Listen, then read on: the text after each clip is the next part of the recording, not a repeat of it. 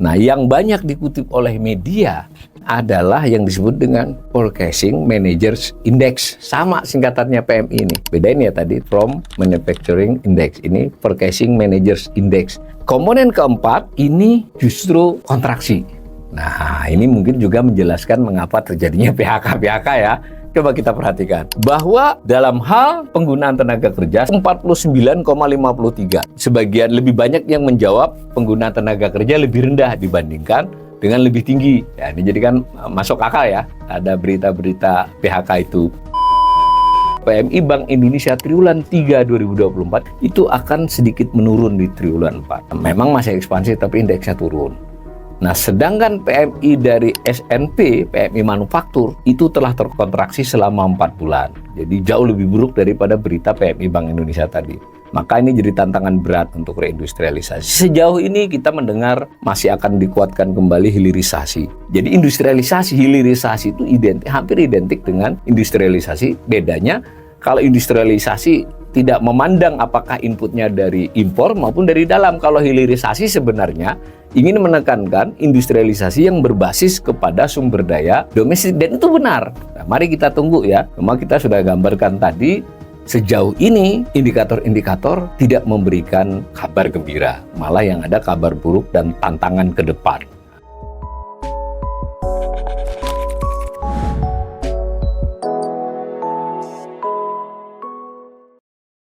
Dua minggu yang lalu, Bank Indonesia mempublikasi From Manufacturing Index, disingkat PMI. Survei ini beserta publikasinya itu tiap triwulan, yang menggambarkan kondisi hingga triwulan 3. Triwulan 3 itu berarti sampai dengan 30 September ya. Juli, Agustus, September dari 1 Juli. Jadi triwulan itu adalah 3 bulan. Ya kan, sesuai dengan namanya manufacturing berarti kan adalah industri pengolahan. Ada angkanya berupa indeks ya. Tetapi PMI dari Bank Indonesia ini kurang diberitakan. Bahkan nampaknya Bank Indonesia sendiri tidak terlalu antusias ya, tidak ada rilis resmi tentang itu. Tidak juga dikutip oleh media, silahkan dicari di mesin pencari ya. Nah, yang banyak dikutip oleh media adalah yang disebut dengan Purchasing Managers Index. Sama singkatannya PMI ini. Bedain ya tadi, From Manufacturing Index. Ini Purchasing Managers Index. Tambah manufaktur, jadi PMI Manufaktur. Tadi kan di PMI itu sudah manufaktur. Nah, siapa yang mengeluarkan itu? Sebuah lembaga keuangan yang memang luas cakupannya dia, termasuk riset, itu S&P Global. Nah, S&P Global ini melakukan perhitungan banyak negara, Indonesia salah satunya. Nah, itu yang banyak dikutip oleh media. Khusus untuk Indonesia, S&P ini memiliki panel itu berarti responden lah begitu ya. Jadi 400 manajer dari berbagai perusahaan manufaktur.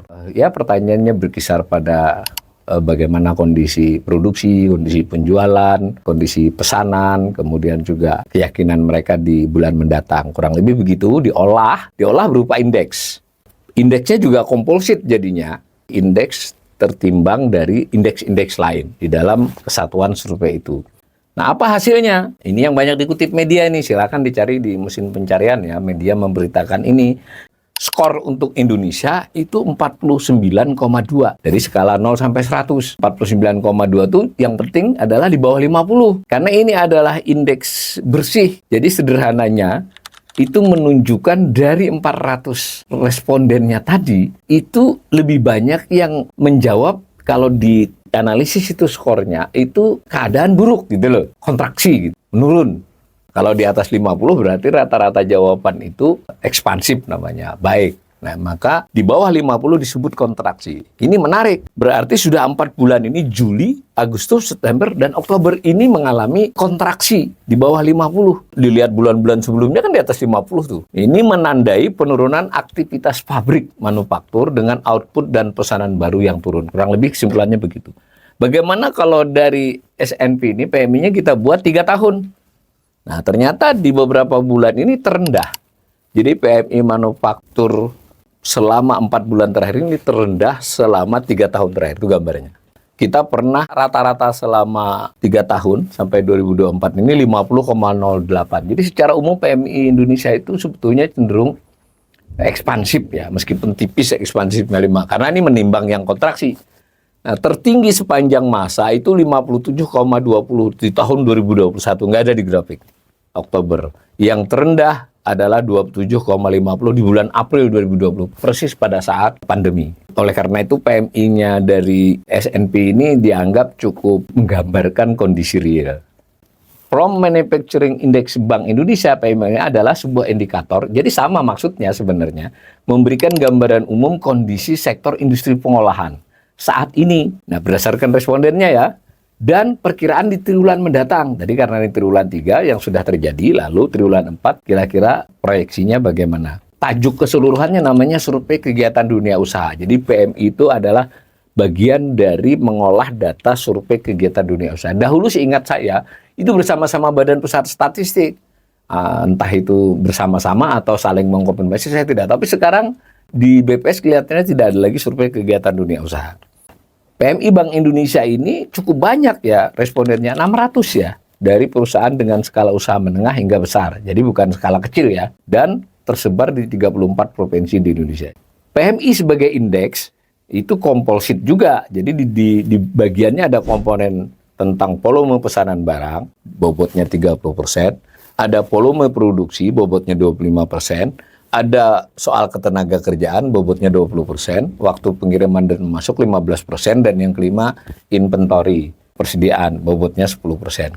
Dinyatakan dengan indeks, saya ulangi lagi, kalau 50 itu berarti responden yang menjawab, ya sederhananya, membaik atau memburuk sama jumlahnya. Kalau 600 seandainya jawab semua, 300 menjawab membaik, 300 menjawab memburuk. Itu berarti skornya 50.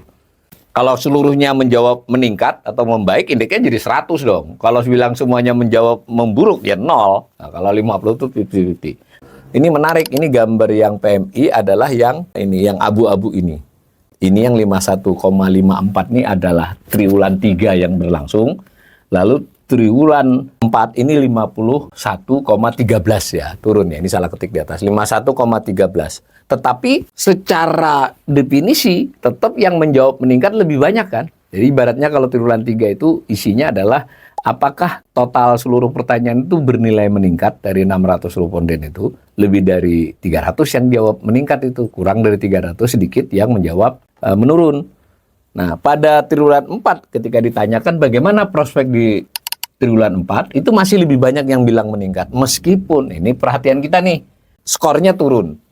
Nah, apa hubungannya dengan pertumbuhan PDB? Nah, ini Bank Indonesia ini semacam memberikan gambar ini untuk mengatakan bahwa surveinya ini mendekati kenyataan. Karena polanya hampir sama. Jadi kalau PMI-nya itu kontraksi atau sekurang-kurangnya menurun, pertumbuhan industri pengolahan di triwulan tersebut juga turun. Jadi ini pertumbuhan triwulanan. Tapi ada beberapa triwulan yang polanya tidak sama ya. Tapi secara umum kalau dia naik, naik. Kalau turun, turun. Kecuali beberapa triwulan termasuk triwulan 2 tadi. Nah, ini berarti sekalipun ekspansif PMI-nya, kalau kita yang baca, bukan Bank Indonesia ya, Bank Indonesia tidak baca begitu. Saya baca dari grafiknya ini. Ya ini turun berarti. Pertumbuhan industri di triwulan 4 nanti akan cenderung turun. Nah, Bank Indonesia menyajikan juga dari yang disebut dengan saldo bersih tertimbang dari survei kegiatan dunia usaha. Ini mirip ya. Ini juga untuk menunjukkan, membuktikan bahwa survei ini relatif bersesuaian. Gitu. Dari survei kegiatan usaha dengan fakta, kata laporan Bank Indonesia ini. Dari komponen-komponennya tadi, kan tadi ada 5 komponen yang membentuk PMI. Masing-masing komponen ini juga berupa indeks. Nah, dari 5 itu 3 diantaranya memang ekspansif. Karena rata-rata kan. Nah, salah satunya adalah yang paling menarik itu adalah volume produksi. Jadi volume produksi itu meningkat. Ketika ditanyakan kepada responden, ini gambarnya nih. Ketika ditanya, yang mengatakan tetap sama 50,78%, yang lebih tinggi 27,28%, yang lebih rendah 21,96%. Ini kalau diindekskan sebesar 52,65. Nah, di triwulan 4 mereka mengatakan bahwa volume produksi juga akan masih ekspansif. Jadi lebih banyak yang bilang meningkat, tetapi skornya menurun. Nah, mengkonfirmasi kan? Ini kita harus hati-hatinya di sini sebagai pembelajar ekonomi. Yang jelas, info dari soal volume produksi ini masih kelihatan bagus. Bagaimana dengan komponen lain? Komponen pesanan barang. Bobotnya lebih besar loh. Kalau tadi produksi bobotnya cuma 25%, ini 30%. Tetapi juga memberikan sinyal yang bagus secara triwulan 3, 52,26. Hanya di triwulan 4, itu diyakini akan turun menjadi 51,48. Ini juga untuk memberikan gambaran kita pembelajar ekonomi dari responden menjawab yang lebih tinggi berapa, lebih rendah berapa, tetap sama berapa. Berarti komponen kedua ini ekspansif di triwulan 3 dan masih berlanjut triwulan kedua namun menurun. Komponennya adalah komponen pesanan barang input. Nah, komponen ketiga, komponen volume persediaan barang input ya, itu bobotnya hanya 10%. Juga ekspansif, 53,50. Jadi kan maksudnya pihak perusahaan ini kan menganggap dia meningkatkan persediaan barang jadinya. Nah, tetapi di triwulan 4 mereka memberi skor yang jauh lebih rendah. Artinya ada penurunan optimisme dari para pelaku nih. Komponen keempat ini justru kontraksi. Nah, ini mungkin juga menjelaskan mengapa terjadinya PHK-PHK ya. Coba kita perhatikan. Bahwa dalam hal penggunaan tenaga kerja, sayangnya bobotnya kecil. 10% dalam indeks PMI. Itu 49,53. Sebagian lebih banyak yang menjawab penggunaan tenaga kerja lebih rendah dibandingkan dengan lebih tinggi. Ya, ini jadi kan masuk akal ya. Ada berita-berita PHK itu. Di triwulan mendatang, mereka lebih pesimis lagi tuh, 49,38. Nggak tepat ya disebut pesimis. Akan menganggap lebih kontraksi lagi, 49,38. Nah, memang tidak seburuk di triwulan-triwulan sebelumnya. Jadi memang dalam hal penggunaan tenaga kerja ini, secara umum itu bisa kita katakan meningkatkan efisiensinya, sehingga penggunaan tenaga kerja cenderung tidak bertambah mereka, bahkan akan banyak yang mengurangi. Nah, komponen kelima, penerimaan barang pesanan input itu juga kontraksi ya, meskipun mereka optimis akan ekspansif di triwulan 4. Tapi secara sederhana, kita ulangi lagi bahwa memang terjadi peningkatan, bisa dikatakan mengalami kondisi ekspansif, tetapi optimisme untuk ekspansinya menurun di triwulan 4. Laporan Bank Indonesia juga memperlihatkan berdasarkan subsektor dari industri. Nah, kalau kita lihat ini ada pengelompokan subsektor. Itu tampak yang ekspansif pada triwulan 3 itu makanan, minuman, dan tembakau, pengolahan tembakau, kulit barang dari kulit, bambu, rotan dan sejenisnya, karet dan seterusnya ya.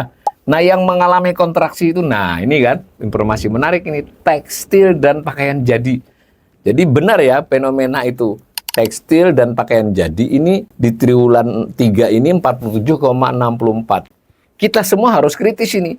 Mengapa survei ini mengatakan di triwulan 4 pelaku industri tekstil dan pakaian jadi ini menganggap akan terjadi ekspansi di triwulan keempat. Ya, mudah-mudahan terjadi ya, tapi berita-berita terkini nampaknya kurang ya. Nah, dari uraian tadi, baik itu PMI, S&P, kita sudah singgung sepintas karena kita sudah pernah bahas itu, lalu PMI dari Bank Indonesia, meskipun Bank Indonesia ini masih memberi gambaran, bahkan judulnya, kinerja industri pengolahan tetap terjaga. Ya biasa kan, sebagai otoritas cenderung begitu. Tetapi gambar-gambar grafiknya dan hasil olahannya itu menunjukkan kondisi yang sebenarnya relatif menurun. Kalau PMI-nya S&P tadi sudah jelas kita kontraksi 4 bulan. Kita nggak tahu nanti bulan depan.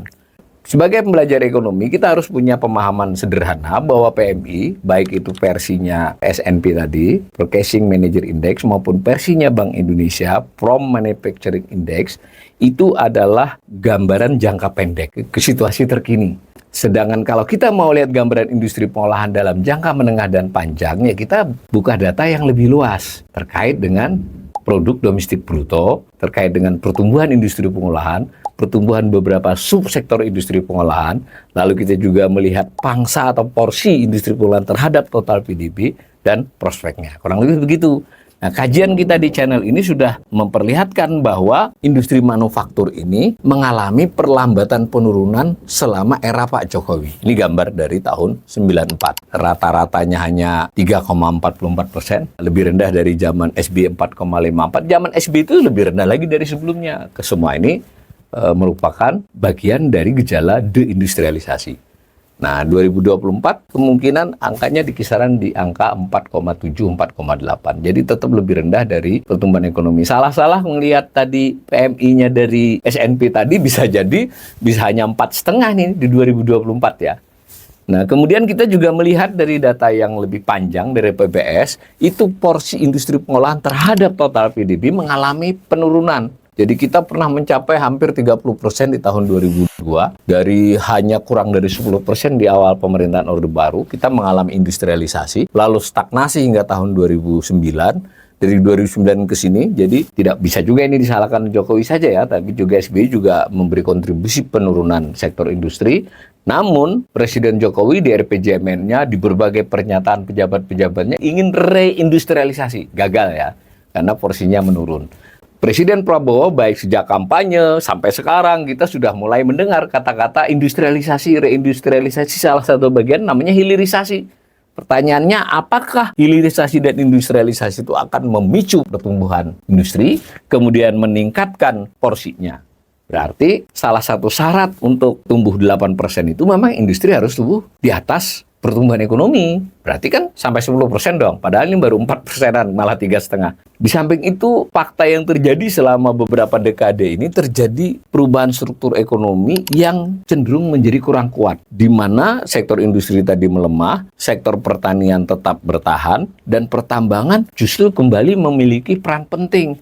Bukan berarti kita tidak mensyukuri porsi tambang ya, tetapi kalau sebuah perekonomian, porsi tambang dan porsi pertanian atau secara umum disebut dengan porsi sektor primernya masih besar, itu artinya tidak terjadi transformasi ekonomi yang baik, bisa tidak berkelanjutan ke depan.